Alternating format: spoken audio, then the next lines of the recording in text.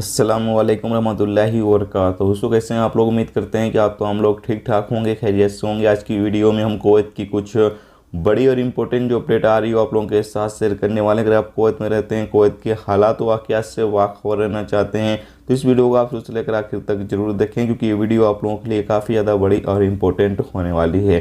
सबसे पहली खबर दोस्तों ये है कि कुवैत में अल्हम्दुलिल्लाह नॉर्मल लाइफ जो है वो शुरू हो चुकी है। जी हाँ दोस्तों, ये एक अच्छी खबर है कि तकरीबन 2 साल के बाद कुवैत में दोबारा से नॉर्मल लाइफ जो है वो शुरू हो चुकी है। यहाँ पर सिविल सर्विस कम्युनिकेशन की तरफ से अपडेट जारी करके बताया ये गया है कि कुवैत के अंदर जितने भी गवर्नमेंट ऑफिस हैं, गवर्नमेंट मंत्रालय है, यानी जितने भी इदारे हैं, जितने भी महकमे हैं, सभी जगहों पर जो नॉर्मल ड्यूटी है वो शुरू की जा रही है, क्योंकि कुवैत के अंदर नॉर्मल जो हालात हैं वो हो चुके हैं। तो अब नॉर्मल तरीके से जो ड्यूटी है वो शुरू की जा रही है। अपडेट के मुताबिक बताया ये भी गया है कि जो फिंगरप्रिंट वगैरह का सिस्टम है वो भी लागू कर दिया गया है। अब सभी लोगों को जो है वो टाइम पर ड्यूटी पर पहुंचना होगा। तो एक अच्छी खबर है कि अल्हम्दुलिल्लाह कुवैत में तकरीबन 2 साल के बाद दोबारा से जो हालात हैं वो बिल्कुल नॉर्मल हो चुके हैं।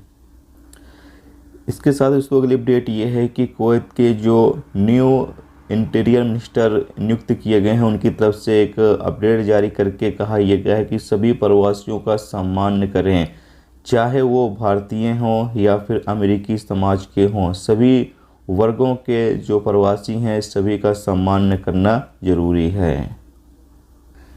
इसके साथ दोस्तों अगली अपडेट ये है कि कुवैत मिनिस्ट्री ऑफ इंटीरियर के अधिकारियों ने फाहिल इलाके में एक अभियान चलाया, जहां पर जो लोग सड़क के साइड में मछली बेच रहे थे और ये मछली जो है वो इंसान के इस्तेमाल के काबिल नहीं थी, यानी कि ख़राब मछली थी जिसको बेचा जा रहा था।